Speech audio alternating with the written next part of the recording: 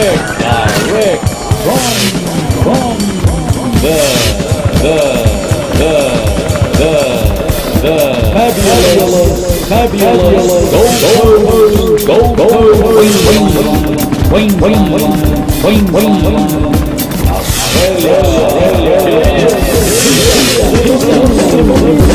John Jarrett, how are you, mate? Very well, dude.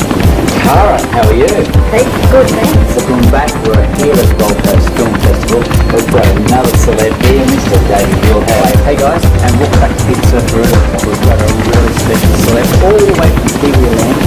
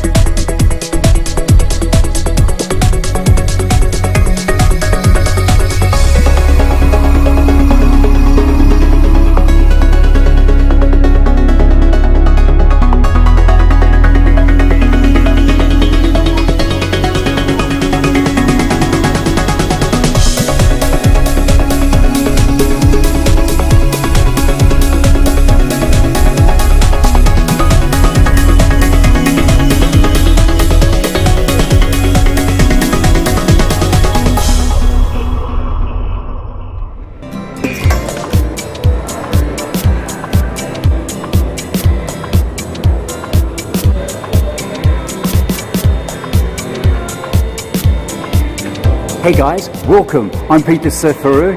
Come and join me at the Gold Coast Film Festival. Lots to see, lots to do, movies, celebs and more. Let's go! Yeah!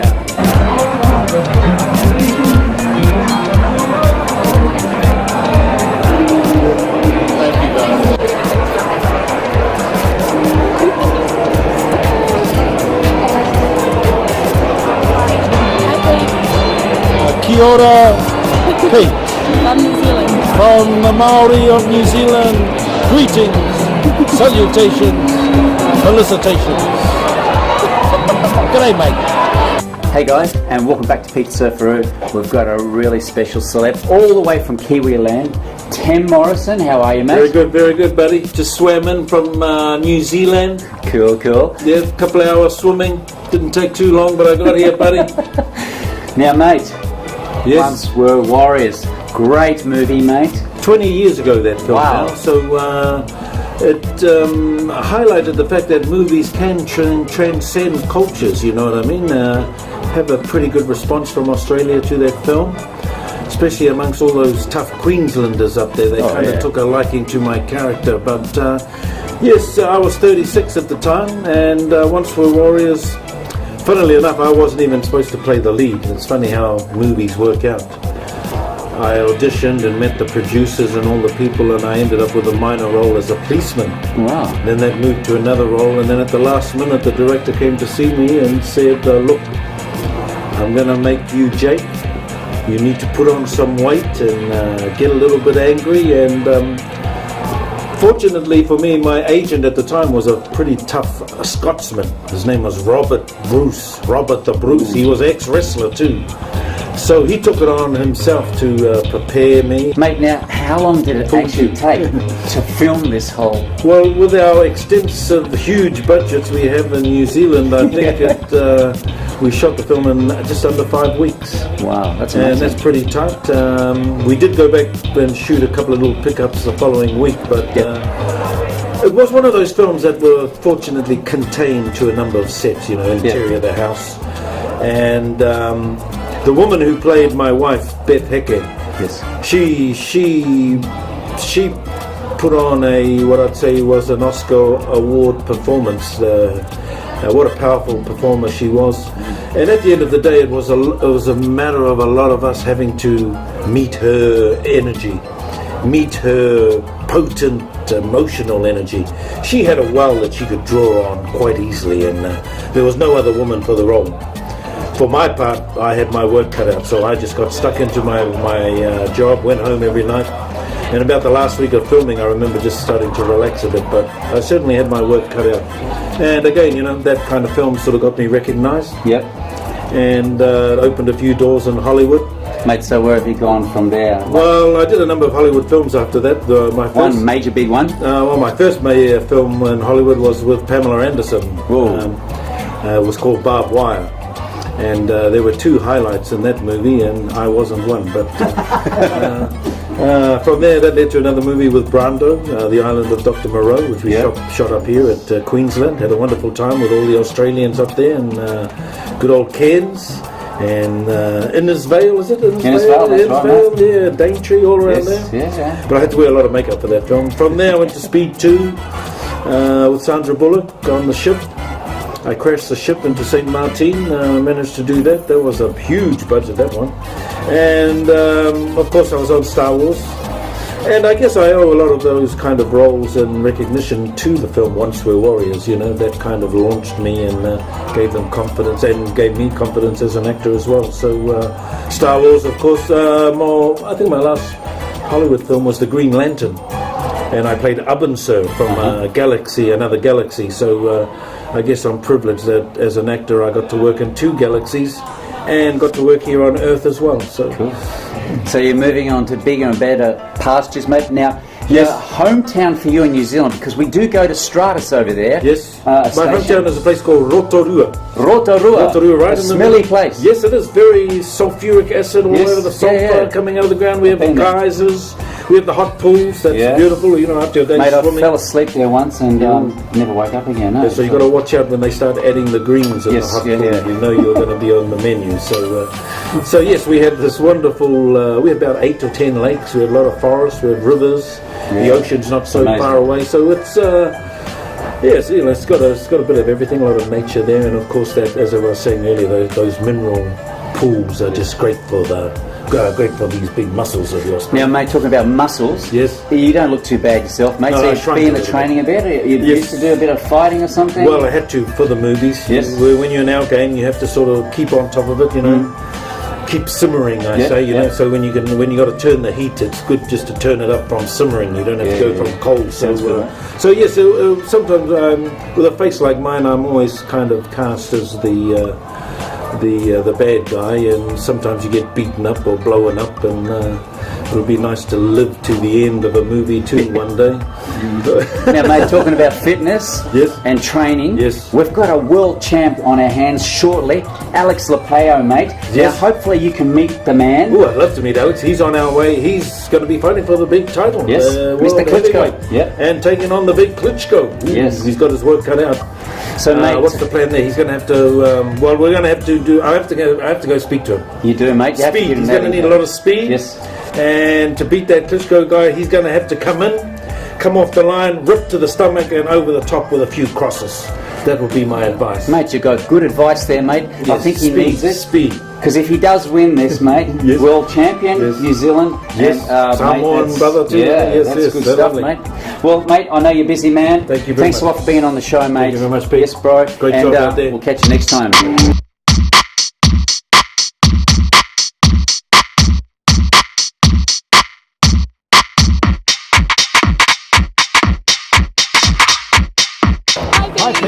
How you going? Hello. How you doing? Good evening. How are you? John Jarrett, how are you, mate? Very well indeed. Karen, how are you? Hey, good, thanks. How are you? Good. Great. Now, mate, Wolf Creek 2 out, going hot in the States, all around, mate. Looking good. Yeah, looking very good, mate, and hopefully we'll do 3 because of it. So yeah, we're very happy with it. And it's opening in Germany and Italy, Wow. in the cinema there, so all over the world. So, Mate, it's good to see Australian actors in Australia, and it's going over the world instead of us going overseas and coming back here, mate. It's just fantastic, yeah, mate. well, there's a bit of that happening at the moment. I mean, Karen and I just made a film called Stalker, which she did a fair bit of directing. And it'll be in the cinemas in October, and Russell Crowe is making his directorial debut as well. Oh, wow. In a film called The Rainmaker, I think it's called. Yep. And so there's a few of us around. I think Jeff Rush is about to do something too. So there's a few of them coming back. Guy Pearce with the Jack Irish. Yeah, so they're all coming back home to our home ground. Now, mate, with Stalker, how do you think that's going to go compared to Wolf Creek? Do you reckon it's... Oh, I'll be bigger than Wolf Creek, mate. Shit all over Wolf Creek. And that's saying something, because Wolf Creek's pretty good. So no, it's going to be stunning. It's a wonderful place, and I'm pretty average. She's all right. Yeah, she's all right. She's pretty average She's too. all right. But together we've become brilliant. A good team, yeah. Can you actually tell us just a little bit about the storyline? Well, Stalker is like a cross between Misery and Who's Afraid of Virginia Woolf, and the byline for the film is he chased her until she caught him. Ooh. Sounds very interesting. It is. Now, mate, you're on the Gold Coast for a while? Well, we're actually, my company, Ozpix, is based on the Gold Coast, and we tend to work out of the Gold Coast, and that's why we like to get along to the Gold Coast Film Festival and give us support. Sounds good. So yeah, I live in Sydney, but my company works out On the coast. Tell me about your character opposite Mr. Jarrett. Well, it's a hard one to explain, really. No, without giving the title, by the way. Look, she's a loving, caring soul. She has a great sense of fun and a very imaginative mind, shall we say. And Is that fair? she tases me and I get tied to a chair. Yeah. Apart from that, she's a gorgeous person. And she's a great cupcake maker. Oh, right. So we're into a bit of pain here. That's good. Maybe there could be a bit of payback. So how did you two guys meet? I did a miniseries called The Last Outlaw back in 1980. We played Ned Kelly. I played Ned Kelly, and Karen played my younger sister, and I was introduced to her, and I thought, oh, hello, how are you? I thought she was 13, and she said that she was 18 and she was funding a band. That's how we met. And stayed pals ever since, really. Yeah. So working together made it really easy. It was really fun. We're all mates, and Karen's one of the best actors that ever come out of this country. Yes. Or the world, probably. So what do you reckon, guys? Logies next year? No, AFIs. AFIs? No, that's fake. Ask the Logies to Academy Award. Sounds No, good. Academy Yeah, Award, I think she'll get it. Yeah. Well, guys, you've done it great here for Australia. It's all the way, guys. Stalker, Wolf Creek. See you next time, guys. Woo! Yeah.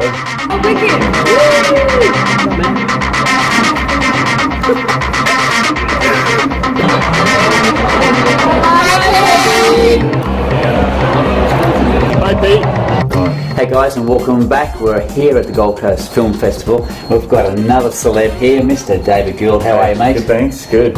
Now, mate, The Cure, the latest project. Mate, tell us how it all started. So I guess the inspiration for me was about 20 years ago when my mother actually passed away from cancer. And I guess that sort of was the inspiration in the sense that she'd been through all the traditional techniques of surgery and chemo and so on, and nothing was really working.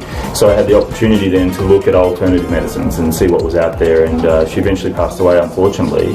But I guess that we created that what if question. What if there was a cure out there that we didn't know about? What if there was a company that had kept it secret all this time because they're making more money from the chemo drugs than they would from the cure? So that was the inspiration. And then, so that was 20 years ago. Then in 2011, I was in New Zealand, working back in New Zealand, and had the opportunity to actually start writing the script and developing the story, and found a great bunch of people who wanted to help and put the film together, and now we're getting a chance to show it here tonight. So, Mate, that's good news. Now, as far as funding goes, do you find it better here in Australia or over in New Zealand? Well, the interesting thing was that with that project, I didn't neither get funding here nor in New Zealand. In fact, what ended up happening was I looked around and spoke to a lot of producers, tried to find the money, but unfortunately didn't. But there was enough people like crew and cast, actors who were really, really excited by the project that I felt strong enough, let's do it.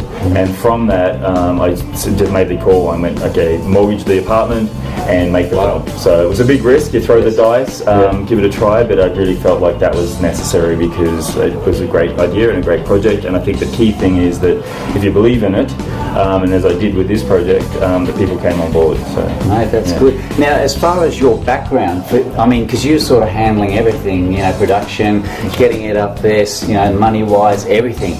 What's your background? Is it associated with film, or is it totally the opposite? Well, interestingly enough, I studied here at Bond University on the Gold Coast. Yes, at the time it was in 1990. I think it was the second semester. Yes, and it was interesting because at the time there wasn't. You couldn't just develop. There was no software to do the sort of visual effects that exist today. So you had to develop them on your own. So that's where I sort of came from. So my background is as a programmer, actually. Okay. So with the skills that I developed at Bond, I had the opportunity to travel and live around the world in New York and London and Paris, and work in commercials and film and various other things, mainly in the visual effects side. And then, just as I said, like basically after I finished King Kong, I had the opportunity then to go to New Zealand. Leave from New Zealand to come to the Gold Coast and set up my own company. And that's where I started developing my own films, writing, producing, editing, you know, wearing the many hats you have to wear. That's it. Yeah. Well, that's the best way, I think, of doing it. If you can do everything yourself, you get things done. Yes. Well, I think it's also part of the learning process. Yes. As is anyone. For example, the manager of McDonald's was working at McDonald's before. You know, you have to go through all those stages to understand the steps and to know the best and most efficient ways to do it. So wear all those hats, learn it all, and then ultimately, hopefully in the future, you have that opportunity where the budget's big enough that you don't have to go and do all of those things. And that's the end goal, hopefully, that I'll ideally get to just write and direct rather than having to do all these other things. Now, what's the next process? Now we're here at the Gold Coast Film Festival, we're promoting it. You've got to go to New Zealand, or have you done that already? Yes, we did a sort of cast and crew screening back in New Zealand, which we had a fantastic response from, and so now it's the Australian premiere. So we're here at showing it to that place where I was born and bred and grew up on the Gold Coast. Yes, absolutely. And the most important part, actors. Now, who are we going to get? Because I heard something in the grapevine, we're getting some pretty good names. Yeah, so we have Antonia Preble, who's really well known, particularly in New Zealand, for Outrageous Fortune. She's also was in a film called White Lies recently, which was New Zealand's Academy Award nominated film. Wow. So she's won some amazing awards in red carpet. She's over in Los Angeles now, trying her luck over there. Another actor, an Australian actor, Daniel Lissing, who was in Crownies, an ABC program here. Cool. And he, since having finished my film, went on to work for ABC in America, a big studio, doing a TV series called Last Resort. He had a pretty large role in that, and he's now in Canada shooting a TV series over there. So his career has really taken off. There's other actors like Stephen Lovett, who used to be in Neighbours. He's a well-known actor. He was in the film as well. He plays a great role as a fantastic actor. He was also in Spartacus. We had John Bache, who was in Lord of the Rings. So we're very fortunate to get a great little group of experienced actors to come on board what was effectively a low-budget film.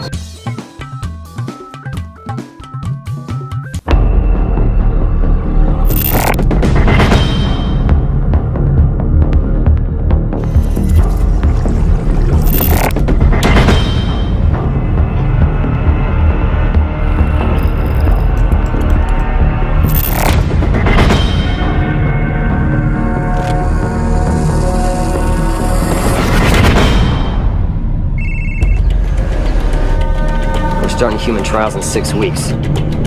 You will be testing this, our new chemo drug. You'll inject the virus into the tissue cultures. The particular strain of Merkel cell polyomavirus that we've developed here causes accelerated tumor growth. Let's just say if you are ever exposed, I hope you've got a short bucket list. I'm infected with the virus. Oh my god, there is one thing that can save me. Go to my computer. I've never seen a molecule like this before. It could have made billions.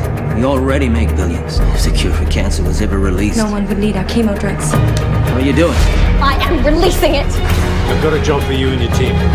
This has got to look like an accident. It's a virus outbreak alarm. In less than 5 minutes, the virus will disperse through the entire building. They're not the hazmat team. We gotta get out of here. Whatever happens, don't turn back. No! Quiet!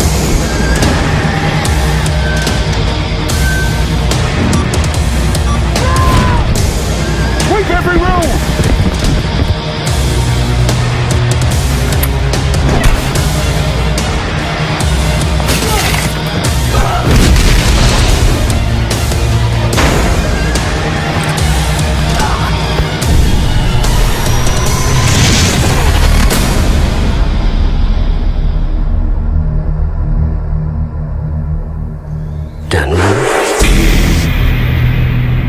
Mate, I wish you all the best. Thank you. Being Aussie, we don't really need that because we're going to make it because the Aussies are up there. Exactly, we have the passion. Yes, we do. Well, guys, until next time, keep the Surfaroo and of course, we'll see you soon.